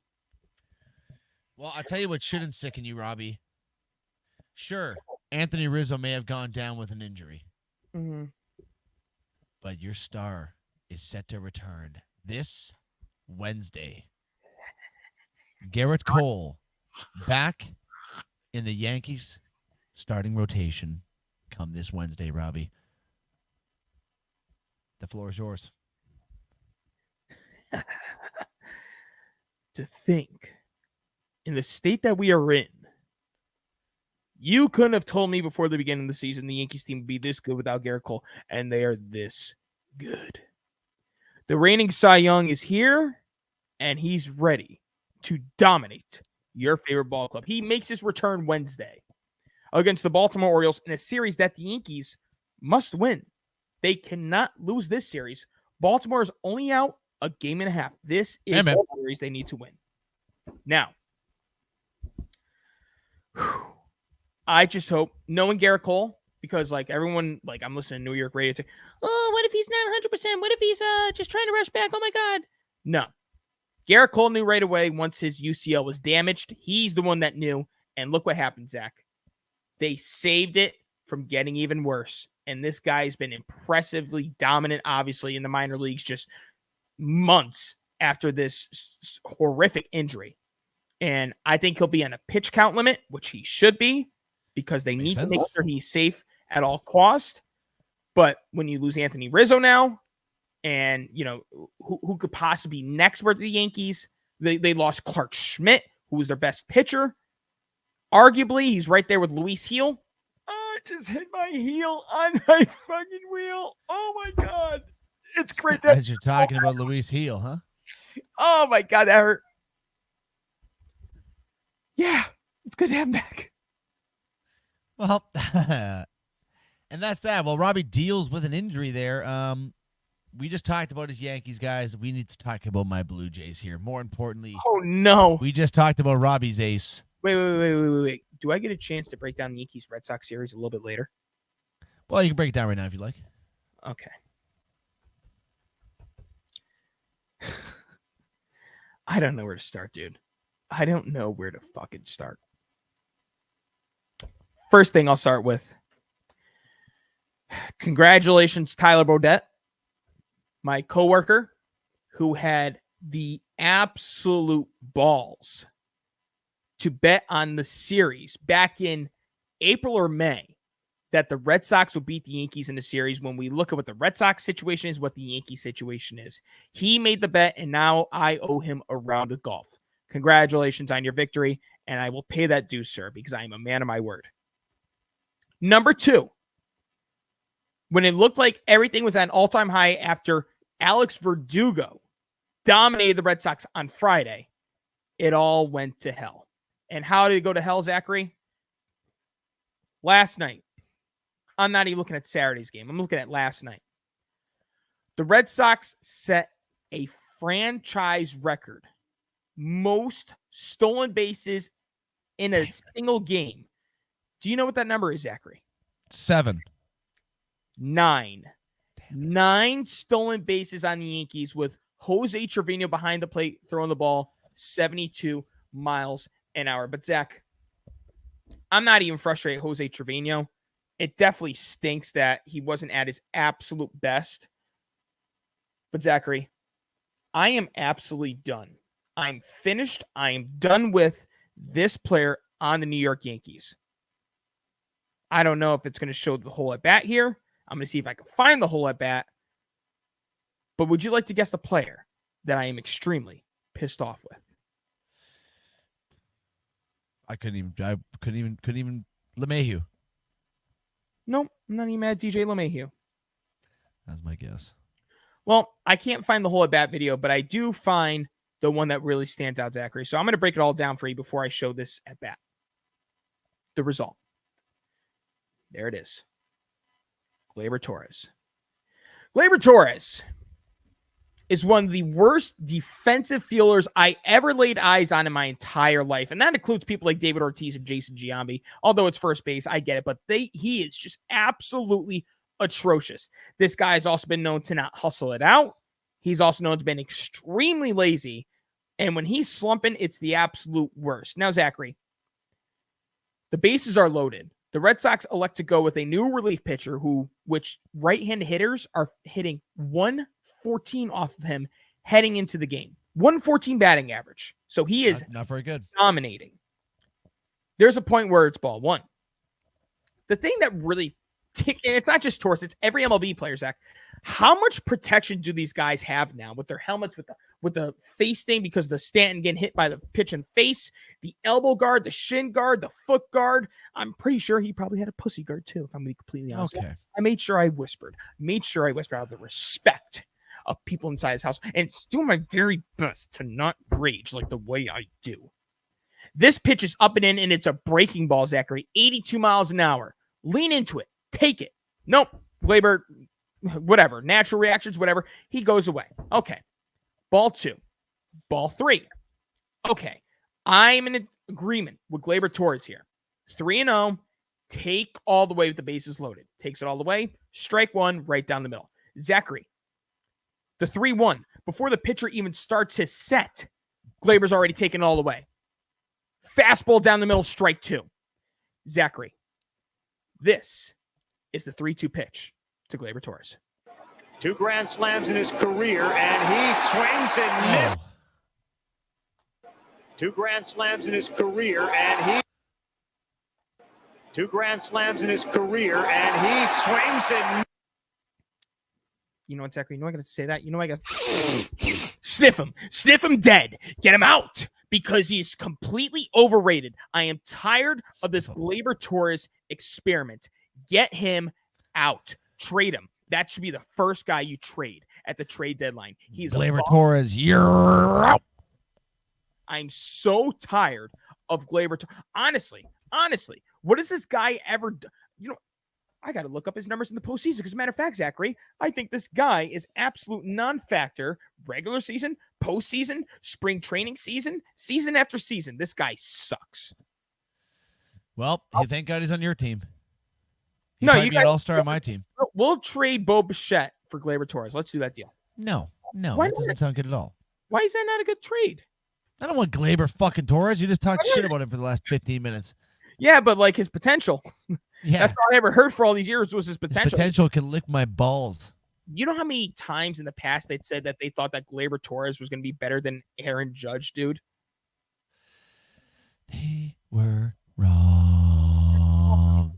Numbers here. So 2021 and 22. He was good in 2020, the COVID year. He was good in 2019, the year he absolutely went bonkers. But 2021, they lost to the Red Sox in the wild card game, a 0.00 batting average. 2021. That was 2001. 2022, in a 5-game series against the Cleveland Guardians, a 158 batting average. 2022 in the ALCS against the Astros, a 200 batting average. This guy is trending downwards. He needs to go. And now I'm taking a big gulp of this Miller High Life. You dig? Well, while you do that, Robbie, I'm going to move on, and we got to talk about Kevin Gossman here, Robbie. And we got to make it a little quick here because we still have some NFL and some MMA to go over as well. But I'm going to make this short, and I'm going to make this sweet here. If you don't know what I'm talking about here, Kevin Gossman had a game this weekend where the Jays lost. I mean, not surprising. And Kevin Gossman in his post-game interview, Robbie, said, if we don't pitch well, we probably lose. And guess what? He's right. Is 1 cajillion% correct. The Blue Jays offense this year has been, I think the only word to use to describe it, Robbie, is pitiful. Horrible, disgusting. Just, it makes you want to throw up when you're watching it. And it's like, it's exactly what Cosmo said. If these guys can't hold these guys to 3 runs, there's a 75% chance the Jays are going to lose. Hold on, please. Are you retarded? Isaiah Kiner-Falefa? No. Hey, Coffer Falafel has been one of our best players this year, man. All right, but Rob, I'm going to make this short. I'm going to make this sweet. Then I'm going to pass it over to you. Okay. I love what Kevin Gausman did here. Someone's got to go out there and light a fucking fire under these fucking pansy-ass offensive goddamn players that we have. The Vlads, the coach the ain't doing it. Bows. The coach ain't No, doing it. John Schneider's a fucking idiot. The fact this guy still has a job blows me away every goddamn day. I found your next manager. Who? The Red Sox allegedly are ready to move on from Alex Cora at the end of the season. If that is the case, you didn't get Ohtani. You're not getting Soto. You need to get Alex Cora to get these guys into gear. I would take him in a second. Absolutely. I don't know what the hate is on Alex Cora. I mean, you saw the difference this Red Sox team was without him the one year that they had to fire him because of the whole Houston Astros scandal. The Red Sox were by far the worst team that shortened COVID season. And in 2021, they were incredible to go as far as the ALCS, Zachary.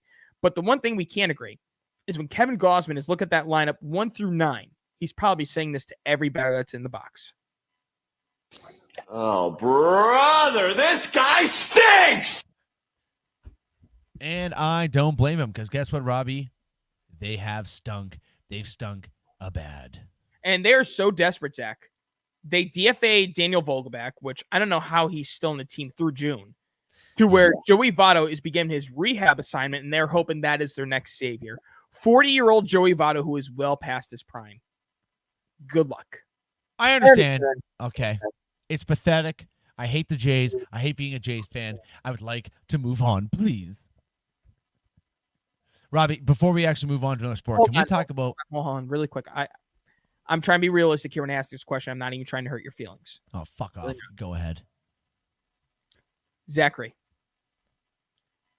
are you willing to move on from Vladimir Guerrero Jr. at the trade deadline this year? Yes. Really? Just that confidently? I feel like it might as well try to get something for him. We're not going to be winning shit with the roster we have now. But what are you looking to get with? That's the thing is we also don't have anybody in our fucking farm system. We have a shit farm system. We have no, maybe not then. Maybe keep him and might as well just fucking hold on to him and see what happens because what the fuck else is it going to do? Well, Vladdy this year is actually doing pretty well, Zach. 284 batting average. I mean, the home runs aren't impressive, but I think what you saw out of Vladdy in 2021 was just like the best you were. It's what you're going to get. It's kind of like what we got with Gleyber Torres. You know, they reached their peak for home runs, and he's never going to rematch that 48 home run, 111 RBI season. He's never going to get that 401 on base percentage, bro. Well, a man can dream, right? And yeah, he can win the home run derby, but that doesn't equivalent to games. You can dream, Zachary, but I can tell you right now, I don't think Vladdy's an all-star. Well, he's not playing like it last couple seasons. That's for damn sure. I think the Blue Jays a smart thing to do. Fire John Schneider. Put Don Mattingly in as years ago. manager. It should happen now as we're doing the show.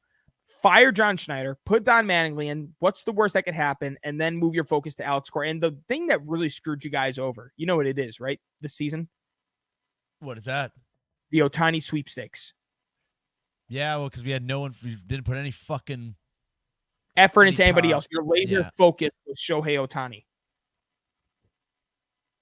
I'm sorry, buddy. This guy fucking blowing up my phone right now. It's okay. I just feel sorry for you. All right. The next baseball topic of conversation. There's two things real quickly we can go through this one because I don't even know who this guy is, but I felt like we had to bring it up here. Congratulations. DJ Hurst, 23-year-old pitcher for the Nationals, gets his first win, striking out 13 and allowing only one hit from the Miami Marlins, which is kind of like a farm team anyway. So, yeah, essentially. Congrats to you, Robbie. But real quick before we move on, if we're talking about congrats to you, Robbie. Oh, well, I must not have said Rob. My apologies.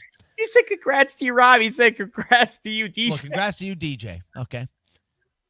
But if we're talking about someone that stinks, just sucks, big fat cock. God. Jose Abreu released from the Astros with more than $30 million left on his contract, Robbie. Oh, my God.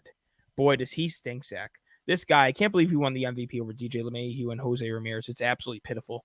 This guy, ever since he went to Houston, he absolutely stinks, bro. I mean, in the final year with the White Sox where he played 157 games, the power wasn't there. 15 home runs and 75 RBIs, but at least you look at the 304 batting average, you're like, that's pretty damn good, right? It's pretty damn good, huh? Yes? No? Maybe so? Well, I mean, 304 is not bad. A 304 batting average is pretty damn good, yeah. Game.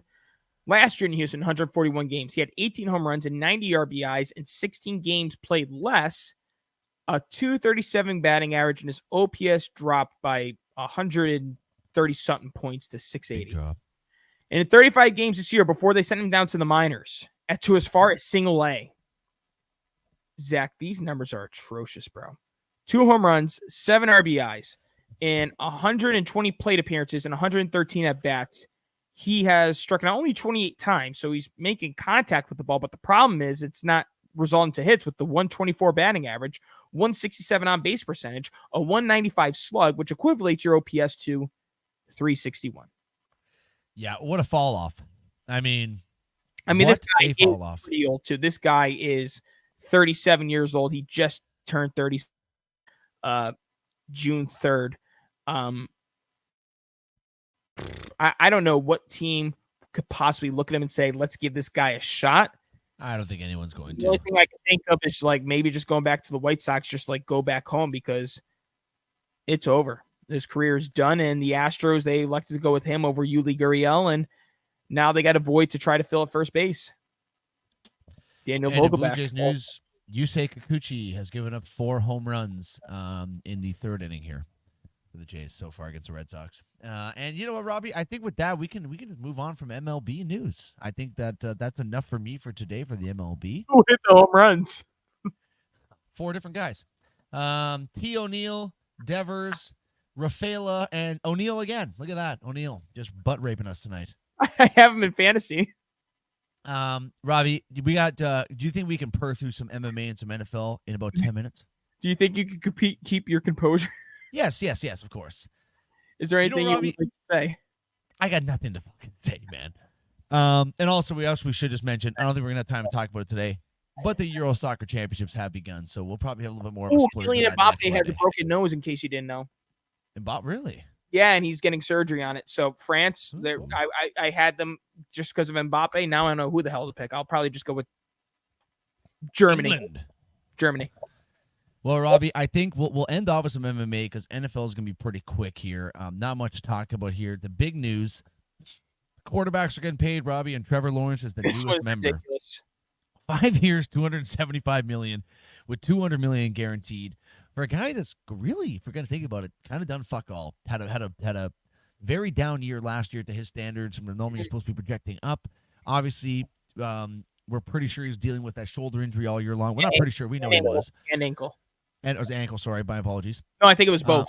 Ankle and okay. Well, there you go. So this could be a good contract maybe in like a year or two, but to me right now, this makes no sense. It's so baffling to me. I mean, we're going to give his rookie year a slide because he had Urban Meyer as his head coach, which I knew was a failure from the start because there's a big difference between the college football and the NFL. His second year, his first year in what the hell's the head coach? Doug Peterson. He was very good. Very good. But last year, like you said, I mean, the injury that he sustained, I mean, they were 8-3 1 point, and then they missed the playoffs. So it's unfortunate, but it was definitely on his shoulders and the one that was hurt.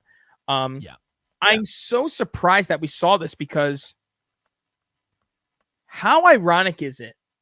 They traded a draft pick to the Patriots for Mac Jones, who was selected in the first round against him. To me, it makes no sense that they did this contract extension because why else would you make that trade? Seriously, maybe I'm biased here, okay? But again, Zach, I think you would agree. Mac Jones was absolutely horrendous, and he looked like arguably the worst quarterback in football. 100%. But again, you look back to his rookie year when he had Josh McDaniels, and he led them to the playoffs, and he looked like an upcoming superstar. And then he ends up with Joe Judge, who took knees inside of his own 10-yard line as the head coach for the New York Giants to set up the punt. Matt Patricia, who outside in New England was a bum as a head coach and defensive coordinator, as your offensive coordinators. And then you bring in Bill O'Brien, who was out of date with football. So I'm just flabbergasted that they're going to sign this guy to this extension. And if he doesn't pan off, you better hope. A lot of money. And that's a lot of money, and nobody's going to trade for that. You're going to eat that all up. But guess what, Zach? Typical Jacksonville Jaguars. Typical Jaguars. Yeah. All I gotta say is that is a fuck ton of money, Robbie. Yes. Next in the NFL news here, Falcons tampering. Falcons will be losing a 5th-round pick for tampering with Mr. Kirk Cousins when it came into signing him, Robbie. I feel like they don't really give a fuck about this 5th-round pick. You know, they got the quarterback they want. Remember, they were hyping up where it's like, oh, it's going to be a 1st-round pick. This is no news. Exactly. This is ridiculous. Fifth round is like they're probably like, what? Okay, fantastic. They get fined $250,000. The GM gets fined $50,000. I mean, ooh, nothing really happened out of this. Yeah. It's kind of ridiculous. It's kind of like if it was a team like the Giants, the Cowboys, the Patriots, the Eagles, like those pristine franchises, they would have been hit hard. But because it's the Atlanta Falcons, it's only a 5th-round pick. Yeah, Falcons won or made it like gangbusters in that one. Now, Robbie, I know you're probably gonna have something you'd like to say about this. Tom Brady, officially a member of the New England Patriots Hall of Fame. How fitting too. 6'12", 6 rings he got for the Patriots, 12 the jersey on his back. I watched most of it. I didn't watch all of it. My favorite part didn't even have to do with Tom Brady. Did you see what they did for Mr. Randy Moss? I didn't, to be honest with you. I'm going to see if I can load it up really quick. It's a 40-second video, and then we got our MMA. We're going to have enough time. MMA's be quick, too. Okay. So this is what they did for Randy Moss here, Zachary, and it's just what this man deserves. I think that a lot of fans here were just wondering, and I think football fans were just wondering what they were going to get.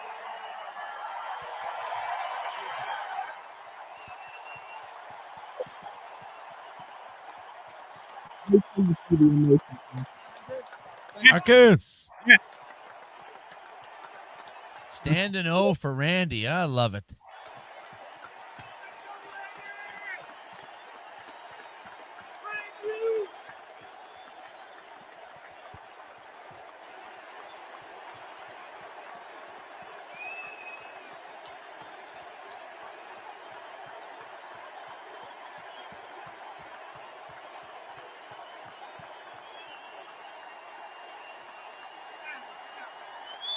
Clearly emotional right there.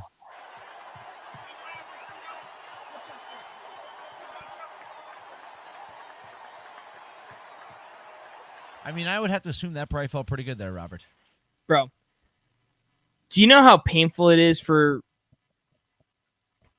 Patriots Nation to just realize that we got 6 rings and the greatest receiver that Tom Brady has ever had in Randy Moss, no ring. 0. It's so upsetting because, you know, he came in with this reputation that he was a jerk and that no one liked him. And when he came into New England, he did everything the right way. And he didn't get rewarded with a World Series thanks to 17 missed holding calls and the BS David Tyree catch. Well, I'm going to call BS. It was a hell of a catch. Wouldn't stand now. 17 holding calls that were missed. Well, someone's living in the I will hold that to the grave. Redo the down. But he deserved that. And I think that Patriots Nation has been waiting this for years to let him know, like, we love you and, you know, we wish you got it. It's unfortunate. But, I mean, you could see the emotion coming out of his eyes there, man. Pretty powerful stuff. One of the funniest jokes made of the night was Drew Bledsoe to Tom Brady. He goes, everyone talks about how he's the greatest quarterback of all time, but I'm going to tell you he's the worst of all time at this. Oh, Mr. Carlover, we are almost done, sir. We hope you stick around. We're getting down to the end here, Carlover. Don't you worry. He said, you're the worst backup quarterback of all time to Tom Brady, and it's true. Well, yeah, he is a terrible backup quarterback. And by the way, I don't know if we congratulate Mr. Carlover, Zachary, but congratulations on your upcoming new car, Mr. Carlover. Oh, I didn't know he had a new car coming, Carlover. Congrats, brother. Beautiful. But yes, you know what? I'll even say it, Robbie. Oh, look at that. Fucking right. Join the Mazda party, Carlover. I got a Mazda too. But I'll give congratulations where it's due to Mr. Thomas Brady. Patrick Brady Jr. There you go. Rob, let's go through this. One more thing. Okay. Tee Higgins and the Benagls agreed to a 1-year contract. He will stay with the Bengals for this year, which is big news for them. Hassan Reddick allegedly told the Jets that he will show up for mandatory minicamps. He has not shown up to any of them, and he is fighting with the Jets after getting traded by the Jets from the Eagles that he'd be all in, and he's playing this game of I'm not playing unless I get my money. Damn. Not a good look. Wait and see what happens. Well, Mr. Robert, we are running out of some time here, so let's get through some MMA quick because there was some decently large news here. Starting off with the smaller of the two. Hamza Chimaev pulls out of what seems like his 15th fight in a row here. Due to being hospitalized with an illness, he will no longer fight Robert Whittaker, which is big news, Robbie. But the big news that I know you're going to have something to say about it because I know you're not a big fan of this guy. Conor McGregor's just anticipated return has to be put onto the back burner. He is out of UFC 303 with an injury to that leg that he sustained, the injury against Dustin Poirier. And it looks like Chandler will wait. And the new headlining fight for that, in my opinion, is a more exciting fight than we would have seen from McGregor and Chandler anyways. We get the rematch from Alex Pereira against Yuri Prochazka. But Robbie, I know you're not a McGregor guy, so I'm going to let you just finish this off with some choice words for Mr. McGregor. Biggest phony in sports. I mean, this guy was the same one to come out at Mr. Dos Santos and say, take some ibuprofen and you're going to be okay. Really? Really? Well, here's the fact of the matter with Conor McGregor against Michael Chandler. He won't do shit. Michael Chandler is going to destroy you. And when he destroys you, you're going to. I don't think the fight will ever happen, to be honest with you. Huh? I don't think it's ever going to happen, to be honest with you. And you know what? Honestly, I mean, Conor McGregor is the biggest phony since Donald Cerrone. Seriously, what has he done outside of being Donald Cerrone? After Nurmagomedov, he faced off against Donald Cerrone. You beat that guy who we all know never was a main eventer, unfortunately. And I made a stupid bet back in the day that cost me a ton of money because he was out of the sport for 3 years. And you know, I love Donald Cerrone, but this guy was never like that. No. You know what I mean? And Michael Chandler, I told you, what if what Conor's doing is the same thing Floyd did with Manny Pacquiao and just continue to drag it out until you think it's the right time? Maybe the steroids weren't working too much for Conor McGregor. And the fact of the matter is, Zachary, I would definitely say this on this and on that, because if I saw Conor McGregor face to face, he'd probably kill me. And that's the fact of reality. So, I mean, I'm going to say he's a loser and he's a pussy, but I say to his face, I'd say no, I wouldn't, because he would kill me. Probably a fucking pretty smart decision. But I will never drink that proper 12 Irish whiskey because you're not a proper performer because you just keep backing out.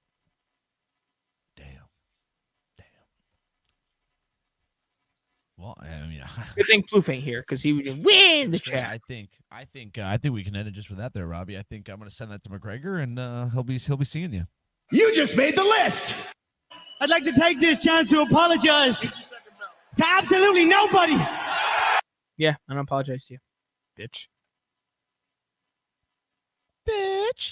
And Zachary, the last bit of UFC news. Oh, well, there's two things then. Well, I went through this one a little bit. We can talk about this as well, too. But Hamza Chimaev also pulls out of his fight against Robert Whittaker. And this was one that I was pretty excited for. Chimaev, I guess, has been dealing with this illness now for the last little bit. Has been in and out of the hospital. And apparently just won't have the time to recover in time for it. So, Robbie, he's pulled out of yet another fight. Him, McGregor, and Ian Gary have something in common. They're a bunch of fucking bitches, mate. Yes, absolutely. And the last thing here, Zachary, because I don't know if you knew about this.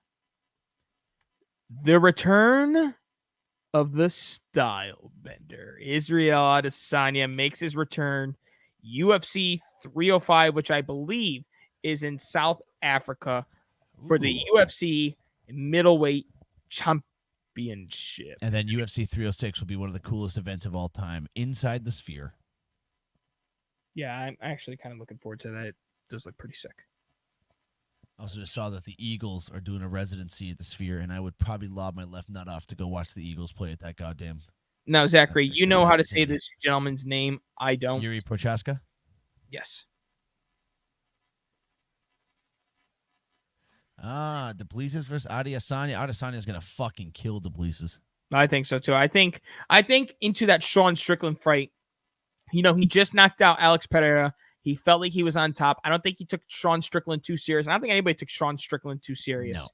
And Sean Strickland, the second that jab landed in round 1 that really stunned the hell out of him, he never bounced back. He was too stunned the rest of the way through the fight. So I'm curious to see, because one of two things has happened here. One, he gets back and he's top of glory. 2, Zach, if he loses, it's happened to Chuck Liddell, Conor McGregor, Daniel Cormier, Anderson Silva. It's the end of Israel Adesanya if he loses. Leon Edwards. Oh, sorry, not Leon Edwards. Who the hell does he beat? Who'd he beat? Kamaru Usman? Wrong guy. Meant to say Usman. Clearly this motherfucking brain not working no more, baby girl. And that's because you're ready to go. And it's 8:10, so I'll tell you what. Let's cut it 5 minutes short because I also got to give Shorty a phone call. Beautiful. I gotta go hang a TV for my buddy, and he is on my ass because he wants to watch this game. So I'm gonna motor, Robert. You're gonna go hang out with guys. I'm gonna try to talk with the girl. That's pretty convenient. All right, ladies and gentlemen, thank you very much for tuning in to another episode of the Sports Cave. Zach, I just want to say I'm not sure. July 8th is the 4th of July weekend, essentially, but I think we're going to be live, right? When's Canada Day? July 1st. Ooh, that's 2 weeks away. That is a Zach Roden call, folks, if we will be live on Canada Day. Oh, my God. Carla, we can do it for Canada. Well, let's play it by beer. We'll play it by beer. We'll see what's happening for that weekend. But by beer? Play it by beer. I like it. All right, folks. We're out of here. Zach's got to go hang up the TV. Your co-host, Robbie, and Zach's going to turn the Echo feature and take us on out. The Echo feature has arrived, motherfuckers. Thank you all for a great Monday night again, fellas. You guys, have yourself a great night. Have yourself a great week. And, of course, a sexy sports cave.